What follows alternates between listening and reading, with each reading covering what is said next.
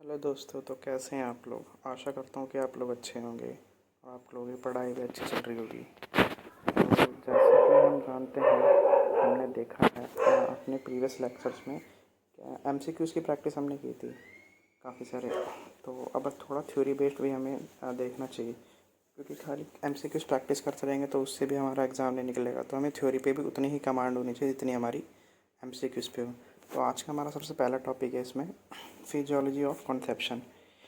Physiology of conception मतलब इसे हम कह सकते हैं प्रेगनेंसी के टाइम पे क्या क्या हमारी स्टेजेस होती हैं, क्या क्या चेंजेस आते हैं मदर के अंदर, तो उसके बारे में स्टडी करेंगे। ठीक है, चलिए तो आज का टॉपिक हम शुरू करते हैं।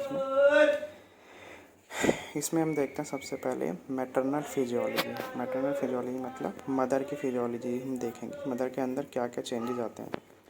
तो इसमें क्या है, maternal physiology changes are the adaptation during pregnancy that a women's body undergo to the accommodate growing embryo और फीटर। तो इसका कहने का मतलब यह है, जो प्रेग्नेंट वुमेन होती है उसके अंदर प्रेगनेंसी के टाइम पे हमारे क्या क्या चेंजेस देखने को मिलते हैं। एक मदर के अंदर ग्रोइंग फीटस जो होता है, ग्रोइंग बेबी जो होता है उसके अंदर, उसकी वजह से क्या क्या चेंजेस देखने को मिलते हैं उसकी बॉडी में।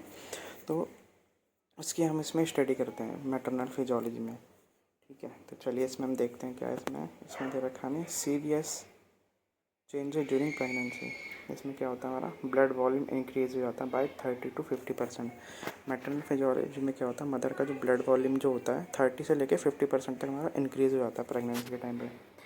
उसके अलावा decrease in blood pressure in first and second trimester but return to normal in third trimester.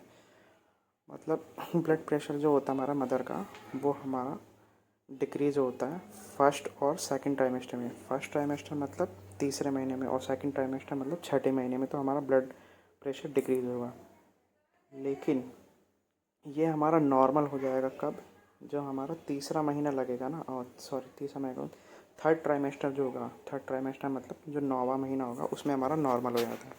उसके अलावा हमें क्या देखने को मिलता है इसमें हमें देखने को मिलता है increase in cardiac output. Normal cardiac output जो होता है हमारा 2.5 लीटर पर मिनट, और फुल टाइम की बात करें तो 7 लीटर पर मिनट। कार्डिक आउटपुट भी हमारा क्या होता है, इंक्रीज़ हो जाता है इसमें। कार्डिक आउटपुट मतलब होता है 1 मिनट के अंदर ब्लड हमारा 1 मिनट के अंदर जो हमारा हार्ट होता है कितना ब्लड हमारा पंप करता है एक सिंगल वेंट्रिकल से, उसको हम कार्डिक आउटपुट करते हैं। अगर कार्डिक आउटपुट निकालने का भी हमारा फॉर्मूला होता है, इसको हम स्ट्रोक वॉल्यूम को हार्ट बीट से मल्टीप्लाई कर देंगे तो हमारा कार्डिक आउटपुट आ जाता है। जैसे कि आप ये ग्राफ देख सकते हैं, इसमें हमारा ग्राफ बना रखा है किसका, परसेंटेज चेंजेस और वीक गेस्टेशन के ऊपर बेस्ड है ग्राफ। तो इसमें देखते हैं हार्ट रेट भी हमारी इंक्रीज़ हो जाती है, स्ट्रोक वॉल्यूम इंक्रीज़ होता है। हार्ट रेट और स्ट्रोक वॉल्यूम इंक्रीज़ होगा तो कार्डिक आउटपुट हमारा ऑब्वियस सी बात है ये इंक्रीज़ होना ही होना है। ठीक है, चलिए आगे देखते हैं क्या है इसमें। नेक्स्ट देखते हैं इसमें यूरिनरी सिस्टम चेंजेस। प्रेगनेंसी के टाइम पे यूरिनरी सिस्टम में क्या क्या चेंजेस आते हैं मदर के, उसको हम देखते हैं। तो इसमें दे रखा है इंक्रीज यूरिनरी आउटपुट। तो इसमें क्या, यूरिन का जो फ्लो होता है बार बार होने लगता है, हमारा यूरिन जो हमारा इंक्रीज़ होने लगता है, बार बार वॉशरूम जाने लगते हैं प्रेगनेंसी के टाइम पे वुमेन जो होती हैं, क्योंकि यूरिनरी आउटपुट हमारा इंक्रीज़ हो जाता है। ज़्यादा यूरिन बनता है तो बार बार यूरिन इससे आता है। और क्या देखा है, growing uterus pushes on your bladder. तो जो यूट्रस होता है हमारा, उसका जब साइज़ बढ़ता है तो वो हमारे जो आसपास के जो ऑर्गन होते हैं, जैसे लीवर हो गया, किडनी होगा, इनको भी अफेक्ट करता है। उसका साइज़ बढ़ेगा तो इनकी जो पोजीशन जो है चेंजेस हो जाती है। इसकी वजह से क्या होता है, जो हमारा यूरिनरी ब्लैडर जो होता है उसकी पोजीशन हमारी ऊपर को होने लगती है। ठीक है, ऊपर बढ़ने लगता है ऊपर की तरफ। इसके अलावा kidney work harder to filter mother's as well as foetus waste product and get rid of them in her urine. उसके अलावा किडनी का जो वर्क जो होता है हमारा काफ़ी ज़्यादा बढ़ जाता है, और ज़्यादा वर्क करती है, और ज़्यादा ब्लड प्योरीफाई करती है, क्योंकि पहले तो उसको मदर का ही ब्लड प्योरीफाई करना था, उसका ही वेस्ट निकालना था बस। अब उसको फीटस का भी, जो ग्रोइंग बेबी है, उसका भी हमें वेस्ट मटेरियल निकालना होता है किडनी का, तो किडनी का वर्क जो होता है उसमें बढ़ जाता है। इसके अलावा हमारे रेस्पिरेटरी चेंजेस देखते हैं। हमारे रेस्पिरेटरी चेंजेस में क्या होता है, शैलो ब्रीथिंग हो जाती है। शैलो मतलब इसमें मतलब शैलो ब्रीथिंग का मतलब जो होता है हमारा बहुत ही धीमे धीमे हमारी ब्रीथिंग होती है इसमें, ठीक है। पूरी फुल लंग्स की हम यूज़ नहीं कर पाते इसमें, धीरे धीरे इसमें हम सांस लेते हैं, जो मतलब प्रेग्नेंट वुमेन होती है। उसके अलावा क्या देखें, इंक्रीज ऑक्सीजन कंजप्शन। देखो भैया, सांस हम धीरे धीरे लेंगे, हमारी ब्रीथिंग रेट ही कम हो जाएगा, तो ब्लड के पास ऑक्सीजन कम हो पहुँचेगी। ऑक्सीजन कम पहुँचेगी तो ऑक्सीजन का कंजप्शन जो हमारा ज़्यादा हो जाता है, उसकी वजह से हम जल्दी जल्दी सांस लेते हैं। जल्दी जल्दी सांस लेंगे तो ऑक्सीजन का कंजप्शन ऑब्वियसली बात है बढ़ेगा ही।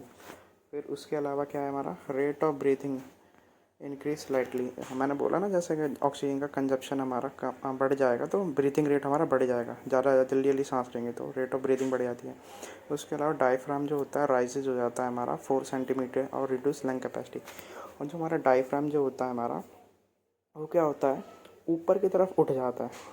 आप जानते हैं लंग्स होता है, लंग्स के नीचे हमारा डायफ्राम होता है हमारा, उसको जब हम वो जब थोड़ा उठ जाता है 4 सेंटीमीटर ऊपर हो जाता है, लंग्स का वॉल्यूम जो हमारा कम हो जाएगा। लंग्स का वॉल्यूम जो कम हो जाएगा तो उसकी कैपेसिटी कम हो जाएगी। लंग्स की कैपेसिटी कम हो जाएगी तो ब्रीथिंग रेट हमारा बढ़ जाएगा, हमें जल्दी जल्दी सांस लेनी पड़ेगी।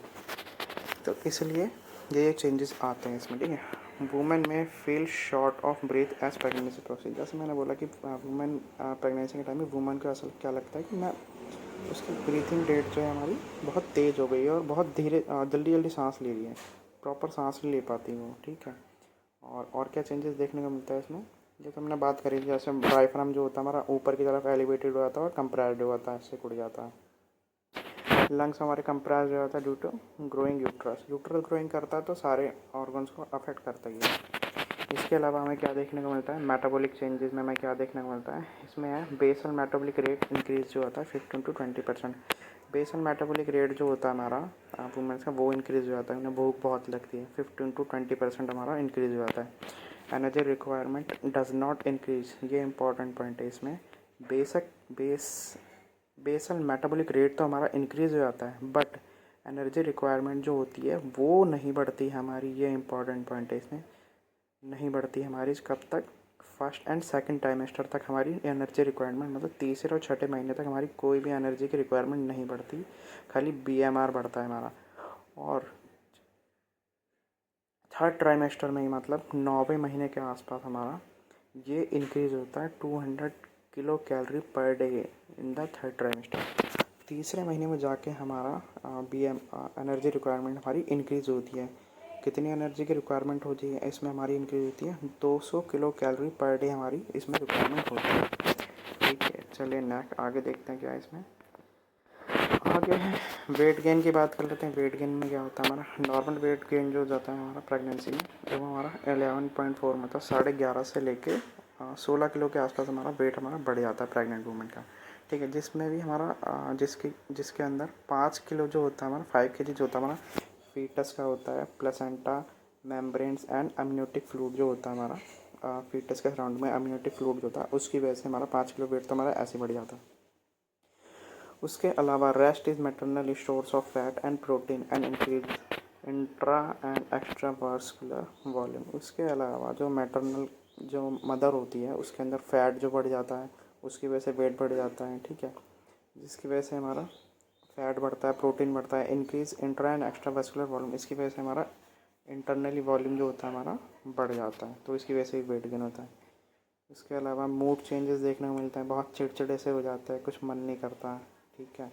उसके अलावा नोज़िया एंड टेस्ट चेंजेस हो जाता है। नोज़िया मतलब अजीब अजीब सा लगता है, घबराहट सी होती है, उल्टी सी आती है ये, और किसी खाने में स्वाद नहीं आता, ठीक है। टेस्ट चेंजेस हो जाते हैं। उसके बाद हार्मोनल चेंजेस देखने को मिलते हैं इसमें। हार्मोनल चेंजेस में क्या होता है, leading to mood swing in first trimester. Hormonal changes की वजह से क्या होता है, मूड स्विंग्स होता है, बार बार हमारे अजीब अजीब सा लगता है हमारे प्रेग्नेंट वूमेन जो होती हैं, मूड चेंजेस होते हैं बहुत ज़्यादा फर्स्ट टाइमेस्टर मतलब तीसरे महीने में, ठीक है। By second trimester have fewer mood swing and more energy. But जो सेकंड टाइमेस्टर जो होता है हमारा, उसके अंदर हमारे मूड चेंजेस हमारे कम हो जाते हैं और एनर्जी हमारी बढ़ जाती है इसमें, ठीक है। चलिए इसके अलावा देखते हैं। इसके अलावा हमारा GIT चेंजेस देखने को मिलता है। GIT चेंजेस का मतलब क्या था, स्लो एम्प्टिंग। GIT मतलब गैस्ट्रो इंटेस्टाइनल ट्रैक के अंदर हमारा क्या चेंजेस देखने को मिलता है, इसमें स्लो एम्प्टिंग ऑफ स्टमक। हाँ, स्टमक जो होता है हमारा, पेट जो होता है बहुत ही धीरे धीरे हमारा खाली होता है, इसका हमारा एक फ़ायदा होता है, क्या होता है, जब खाना हमारा ज़्यादा टाइम तक रिटेन रहेगा हमारे पेट के अंदर तो उसके अंदर जो न्यूट्रिएंट्स होंगे, मिनरल्स होंगे, वो ज़्यादा एब्जॉर्ब होंगे तो उनका कंजप्शन जो है हमारा अच्छे से हो पाएगा, अच्छे से बॉडी उसको यूटिलाइज़ कर पाएगी। इसमें क्या होता है, slow movement of food through gut allowing increase nutrient absorption. इसकी वजह से मतलब गट जो होती है हमारी, इंटेस्टाइन जो होती है, उसके अंदर फूड का जो मूवमेंट होगा धीरे धीरे हमारा स्लो हो जाएगा तो हमारा न्यूट्रिएंट जितने ज़्यादा अच्छे से एब्जॉर्ब होंगे, ठीक है, इस टाइम पे। तो एक ये फ़ायदा होता है इसके अंदर। उसके अलावा कॉन्स्टिपेशन तो हमारा कॉमन ही होता है तुम्हें, मतलब पेट तो हमारा जाम ही रहता है। जैसे आप सुनते हो कि भाई प्रेगनेंसी के टाइम पे पपीता खाने का बोलते हैं, ठीक है, क्योंकि पपीते में फाइबर वगैरह होते हैं तो उसकी वजह से स्मूथली मोशन होता है हमारा होता है। तो ये सब तो होता ही कॉमन, ठीक है। उसके बाद चलिए नेक्स्ट देखते हैं। चलिए मैटरनल फिजियोलॉजी की बात तो हमने कर ली, मदर में क्या क्या चेंजेस देखने मिलते हैं। अब हम फीटल फिजियोलॉजी की बात करते हैं। जो फीटस जो होता है हमारा या फिर ग्रोइंग एम्ब्रियो जो होता है उसके अंदर हमारे क्या चेंजेस देखने को मिलते हैं, उसके बारे में स्टडी करते हैं। सबसे पहला पॉइंट है इसमें intra uterine physiology that allow the foetus to survive. Intra uterine physiology मतलब जो हमारा यूट्रस है, बेबी वॉर्म जिसे वॉर्म कहते हैं, उसके अंदर क्या क्या चेंजेस देखने को मिलता है जिसकी वजह से हमारा फीटस हमारा सर्वाइव करता है, ज़िंदा रहता है, ठीक है। और क्या होता है, इंट्रायूट्राइन सर्कुलेशन देखने को मिलता है कि कैसे ब्लड फ्लो होता है, ब्लड सर्कुलेशन होता है इसके अंदर फीटस के और मदर के अंदर, ठीक है। तो ये होता क्या है फीटल फिजियोलॉजी में, क्या होता है, it is the circulatory system of human foetus often including the entire fetal-placental circulation, which comprises the umbilical cord and the blood vessel with the placenta that carry fetal blood। इसका मतलब है ये एक circulatory system होता है हमारा human foetus का, जिसके अंदर हमारा क्या क्या होता है, पूरा प्लेसेंटा इंक्लूड होती है, ठीक है। जो किसकी बेस फीटल प्लेसेंट क्या कहते हैं, इंक्लूडिंग फीटल प्लेसेंटल सर्कुलेशन जो होता है हमारा, मतलब ब्लड जो फ्लो होता है हमारा फीटस के अंदर, वो किस किस से मिलकर बना होता है, अम्बिलिकल कॉर्ड से मिलकर बना होता है, ब्लड वेसल से मिलकर बना होता है, ठीक है, प्लेसेंटा से मिलकर बना होता है। ये हमारा फीटल प्लेसेंटेशल सर्कुलेशन कहते हैं इसको, ठीक है। चलिए नेक्स्ट इसमें और देखते हैं क्या देखते हैं। ये देखिए एक डायग्राम इसमें दे रखा है, आप इसको बहुत ही ध्यान से देखिए, काफ़ी इंपॉर्टेंट डायग्राम है। इसमें क्या देखा है, release on the placenta at the organ of gas exchange.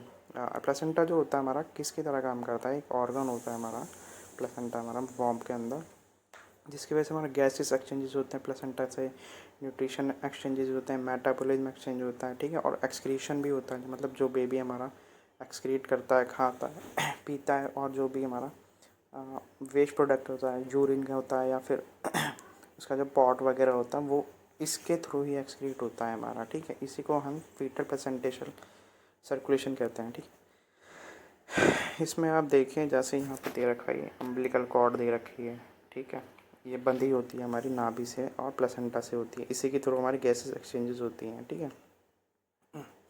इसमें आप देखिए जैसे यहाँ पॉइंट दे रखा है फीटल एक साइड क्या होगा, फीटल सर्कुलेशन होगा, फीटल ब्लड होगा, ठीक है, और एक साइड होगा हमारा मैटरनल ब्लड, जो माँ का ब्लड होगा, एक साइड वो होगा।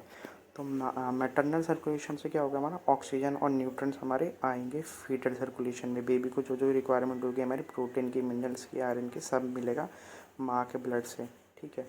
और जो बेबी हमारा वेस्ट प्रोड्यूस करेगा इसकी वजह से, वेस्ट मतलब जैसे CO2 हो गई, ठीक है, CO2 वगैरह हो गई, वेस्ट प्रोडक्ट जो होते हैं ये हमारा फीटल ब्लड में ट्रांसफ़र होता है, और मैटरनल ब्लड से हमारा ऑटो न्यूट्रॉन्स वगैरह ये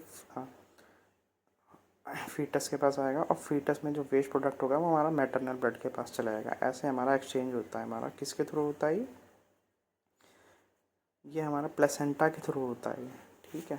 जैसे कि आप देख रहे हो इसमें जैसे बेसल मेम्ब्रेन है, ठीक है, इसके थ्रू हमारा ये एक्सचेंजेस होते हैं। और चलिए आगे देखते हैं। उसके बाद हम इसमें क्या देखते हैं, organ development in foetus overview. Organ development देखते हैं फीटस के अंदर कौन कौन से ऑर्गन हमारे इसमें डेवलप्ड होते हैं, उसकी हम स्टडी करते हैं। तो सबसे पहले देखते हैं रेस्पिरेटरी सिस्टम। तो इसमें क्या है, respiration can not occur during foetal life because there is no air to breathe in the amniotic cavity. तो सबसे इम्पॉर्टेंट क्या है इसमें, फीटस के अंदर हमारा रेस्पिरेशन होता ही नहीं है, ठीक है। ड्यूरिंग फीटल लाइफ मतलब होता है, फीटल लाइफ में नहीं होता, मतलब जब तक वो अंदर रहता है बेबी, माँ के अंदर रहता है बेबी, उसके अंदर रेस्पिरेशन होता ही नहीं है, ठीक है। क्योंकि अमनियोटिक फ्लूइड जो होता है उसके सराउंडिंग में जो होता है हमारा एक फ्लूइड होता है अमनियोटिक फ्लूइड, उसमें क्या होता है हमारा एयर होती ही नहीं है, एयर नहीं होगी तो ब्रीथ ही नहीं हो पाएगी, ब्रीथ करेगा ही नहीं, तो इसलिए रेस्पिरेटरी सिस्टम हमारा होता ही नहीं है फीटस के अंदर, ठीक है, क्योंकि अमनियोटिक फ्लूइड में हमारी एयर ही नहीं होती। उसके अलावा attempt respiratory movement occur at the end of the first trimester of pregnancy. इसमें क्या होता है, पहली बार जब फर्स्ट ट्राइमेस्टर जो होता है हमारा, फर्स्ट ट्राइमेस्टर के एंड में मतलब तीसरे महीने के एंड में पहली बार जो फीटस होता है वो ट्राई करता है हमारा ब्रीथ करने के लिए, ठीक, ब्रीथिंग का ट्राई करता है, सांस लेने का ट्राई करता है, ठीक है। उसके बाद क्या होता है, tactile stimulation and foetal asphyxia specially cause them. इसकी वजह से क्या होता है हमारा जो जो ब्रीथिंग करने का जो ट्राई करता है हमारा फीटस, उसकी वजह से क्या होता है जो स्टिमुलस होता है हमारा और foetal asphyxia specially cause them, इसकी वजह से ही होता है, स्टिमुलस जनरेट करते हैं हमारे कि ब्रीथिंग करने के लिए कि ब्रीथ करो, फीटस ट्राई करता है, तो ये स्टिमुलस की वजह से होता है, ठीक है। उसके अलावा हम क्या देखते हैं, इसके अलावा हम देखते हैं ब्लड वेसल्स। ब्लड वेसल्स में हम क्या देखते हैं फीटस की, एट 6 वीक्स तक हमारा क्या होता है, the liver being to form blood cells. 6 week के अंदर हमारा क्या है, लीवर के अंदर क्या होता है हमारा ब्लड सेल्स हमारी बनने लग जाती हैं, ब्लड सेल्स हमारी फॉर्म करने लगता है लीवर, ठीक है। In third month the spleen and another lymphatic tissue form blood sales, ठीक है। 6 वीक तक तो हमारा लीवर फॉर्म करता है हमारा, ठीक है, लीवर हमारा फॉर्म करने लग जाता है ब्लड सेल्स के अंदर, ठीक है। फिर तीसरे महीने में क्या होता है, जो स्प्लीन जो होती है और अदर लिम्फोइड ऑर्गन जो होता है ये भी हमारे ब्लड सेल फॉर्म करने लगता है, ठीक है। फिर from the third month on the bone marrow makes take होगा, ठीक है। फिर उसके बाद थर्ड मंथ के बाद तीसरे महीने से जो बोन मैरो होता है ये हमारा ओवरटेक कर लेता है कि भाई अब मैं ही बनाऊंगा ब्लड सेल और किसी को बनाने की ज़रूरत नहीं है, ठीक है। फिर यही सारे अपनी रिस्पॉन्सिबिलिटी ले लेता है फिर उसके बाद कि यही बनाएगा ब्लड सेल। उसके बाद हम सर्कुलेटरी सिस्टम देखते हैं फीटस का, इसमें क्या होता है, the human heart begin breathing during the 4th week after fertilisation. जैसे कि आप जानते हैं 4th week after fertilisation human body के अंदर सबसे पहला ऑर्गन जो बनता है हमारा वो 1 मंथ के अंदर हमारा हार्ट बन जाता है, ठीक है। फर्टिलाइजेशन के 4th वीक के बाद, 4th वीक मतलब 1 मंथ के अंदर हमारा हार्ट जनरेट हो जाता है, इसमें बन जाता है, ठीक है। This rate increase immediately before birth, और इसका हार्ट रेट जो होता है हमारा बढ़ता है before birth, increase immediately before birth, और हार्ट रेट जो होता है फीटस का काफ़ी ज़्यादा होता है as compare to normal human के, ठीक है। मतलब 1 मंथ के अंदर हमारा हार्ट बन जाता है फीटस में। उसके अलावा नर्वस सिस्टम देखते हैं, नर्वस सिस्टम में क्या होता है, most foetal reflexes that involve the spinal cord और brain stem are present by the 3rd and 4th month of pregnancy. सबसे ज़्यादा जो हमारा, जैसे आपने देखा होगा फीटल रिफ्लेक्सेस, कभी बच्चा हाथ मार रहा है, पैर मार रहा है, तो सबसे ज़्यादा हमें ये सब कौन से मंथ में देखने को मिलता है हमारा, और ये किसकी वजह से होता है, स्पाइनल कॉर्ड और ब्रेन के अंदर स्टेम सेल से प्रेजेंट होती है हमारी 3rd और 4th मंथ के अंदर हमें देखने को मिलता है, ठीक है। और इसका फंक्शन क्या होता है, हाँ, जो हमारी स्पाइनल कॉर्ड और ब्रेन सिस्टम से होती है हमारी, उसका फंक्शन क्या होता है, इसका फंक्शन होता है involving cerebral cortex are still in early stages intend myelination of some major tract of the brain is complete after about 1 year of postnatal life। Nervous system में हमारा क्या देखने को मिलता है, सेरेब्रल कॉर्टेक्स जो होता है हमारा ये इन्वॉल्व होता है, ठीक है। अर्ली स्टेजेस में क्या होता है देखने को मिलता है इसमें myelinisation of some major tract of the brain.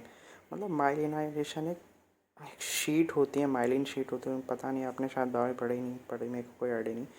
तो एक लेयर होती है वो हमारी न्यूरॉन्स को कवर करती है, ठीक है, मेजर ट्रैक्ट्स को, वो हमारी बनने रहेंगे, क्योंकि माइलिनेटेड न्यूरॉन जो होते हैं हमारे ब्रेन में ही देखने को मिलते हैं और कहीं देखने को नहीं मिलते, तो वो शीट कवर होती है, ठीक है।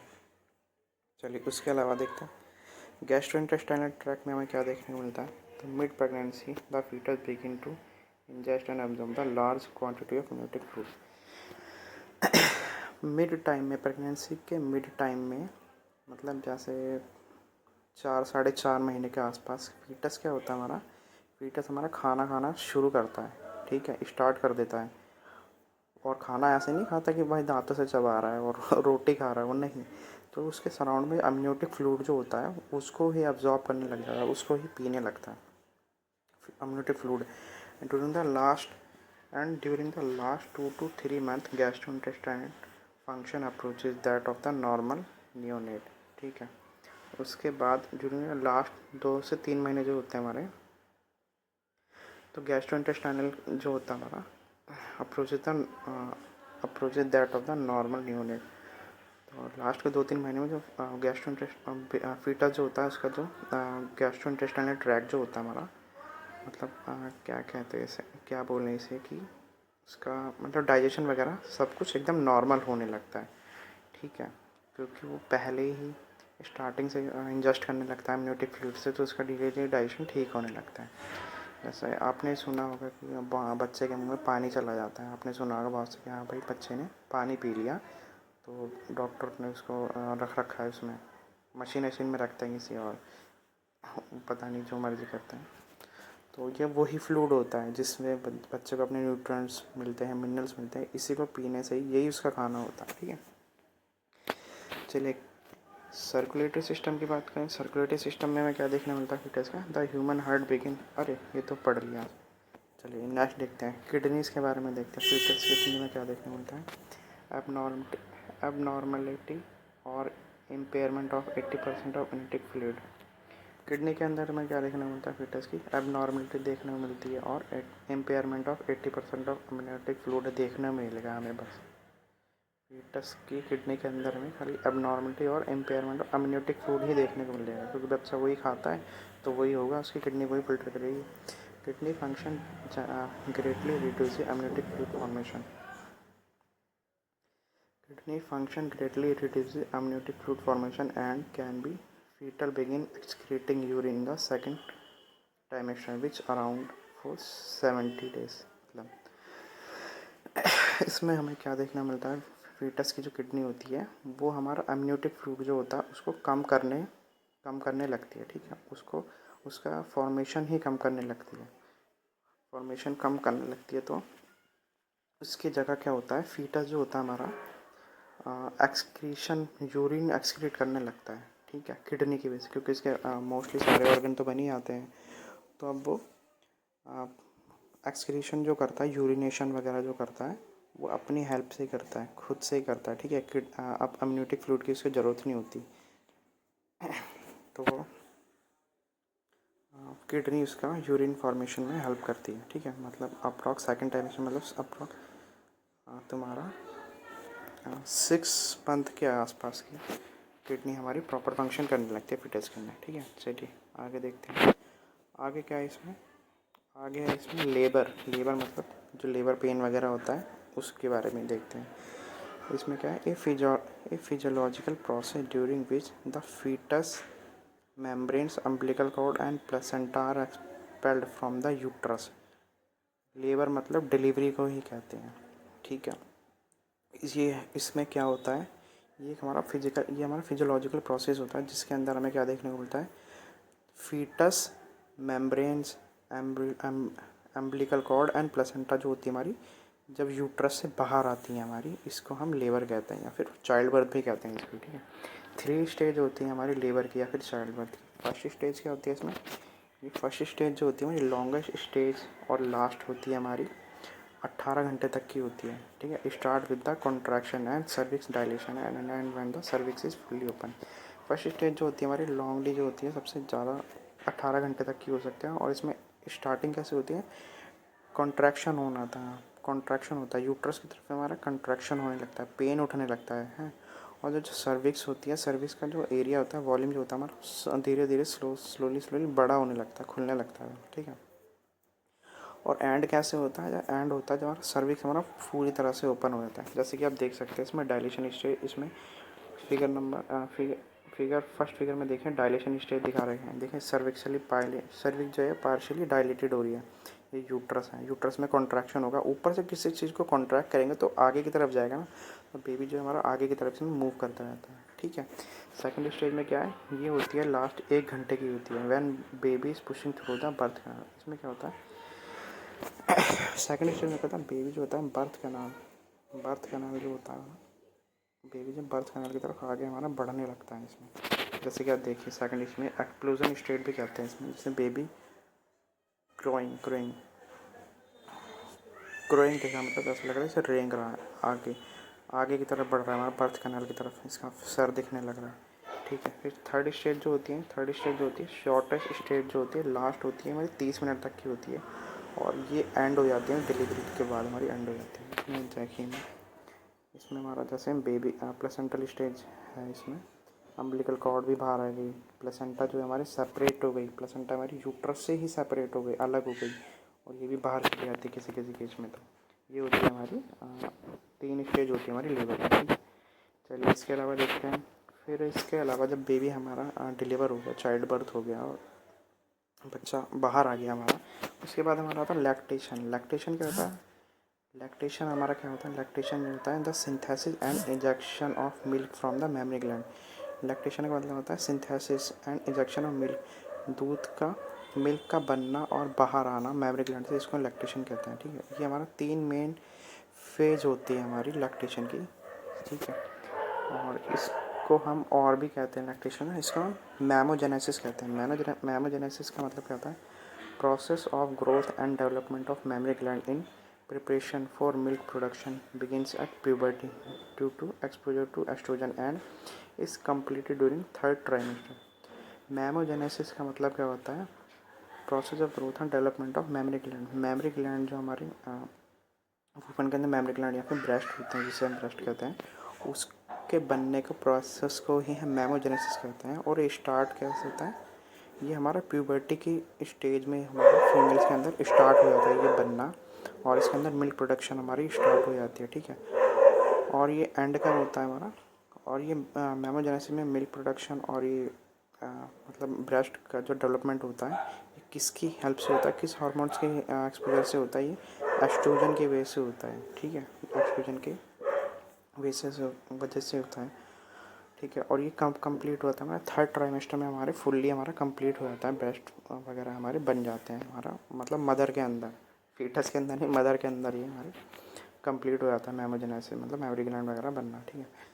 फिर बात करें लैक्टोजेनेसिस की। लैक्टोजेनेसिस में हमने 3 मेन स्टेजेस होती हैं। सबसे पहली स्टेज होती है initiation of milk production occurring by milk pregnancy, ठीक है। Initiation of milk production occurring by milk pregnancy, मतलब प्रेगनेंसी के मिडल में ही इनिशिएशन मिल्क प्रोडक्शन का, मिल्क जो हमारा बनना स्टार्ट हो जाता है। थर्ड, प्रेगनेंसी के मिड में ही हमारा मैमरी ग्लैंड में हमारा मदर के मिल्क का प्रोडक्शन हमारा बनना शुरू होता है, स्टार्ट हो जाता है, ठीक है। सेकंड स्टेज में क्या होता है, सेकंड स्टेज में start with copious milk production after delivery, ठीक है। इसमें सेकंड स्टेज में इसमें भी हमारा मिल्क प्रोडक्शन होता है, तो इसमें भी हमारा क्या होता है, मिल्क प्रोडक्शन होता है, लेकिन ज़्यादा क्वांटिटी में बनना शुरू हो जाता है मिल्क हमारा, ठीक है। आफ्टर डिलीवरी मतलब डिलीवरी के बाद, चाइल्ड बर्थ के बाद हमारा ज़्यादा क्वांटिटी हमारा मिल्क बनना स्टार्ट हो जाता है, ठीक है। थर्ड स्टेज जो होती है, थर्ड स्टेज होती है हमारी गैलेक्टोपोइसिस। गैलेक्टोपोइसिस मतलब क्या होता है, इसमें is the maintenance of lactation once lactation has been established contributed by prolactin and removal of accumulated milk, ठीक है। इसमें क्या होता है हमारा मतलब लैक्टोजन जो होता है हमारा मिल्क के अंदर, जो लैक्टेशन स्टार्ट हो जाती है, ठीक है। प्रोलैक्टिन होता है इसमें, जब भी आपने देखा होगा कि इनिशियल फ्यू डेज का जो मिल्क जो होता है काफ़ी येलोइश टाइप में होता है, ठीक है। काफ़ी गाढ़ा मिल्क होता है, उसके अंदर एंटीबॉडीज़ बहुत ज़्यादा होती है, जो कि ग्रोइंग बेबी के लिए हमारी बहुत ज़्यादा इंपॉर्टेंट होती है, इसकी इम्यूनिटी के लिए बहुत इंपॉर्टेंट होती है, ठीक है। इनिशियल फ्यू डेज में जो मिल्क होता है काफ़ी ज़्यादा गाढ़ा होता है इम्यूनिटी की वजह से, एंटीबॉडीज़ की वजह से, ठीक है। इसमें प्रोलैक्टिन वगैरह भी काफ़ी होता है हमारा, ठीक है। तो डॉक्टर भी प्रेफर करता है कि आप बेबी को 6 मंथ तक मदर ब्रेस्ट फीडिंग ही कराओ, ठीक है, वो उसके लिए ज़्यादा हेल्पफुल होता है। तो ठीक है, तो फिर दोस्तों आज का हमारा टॉपिक था फिजियोलॉजी ऑफ कंसेप्शन, पढ़ लिया, इसमें हमने जो जो भी था मेन पॉइंट जो थे इसमें हाईलाइटेड कर लिए हैं।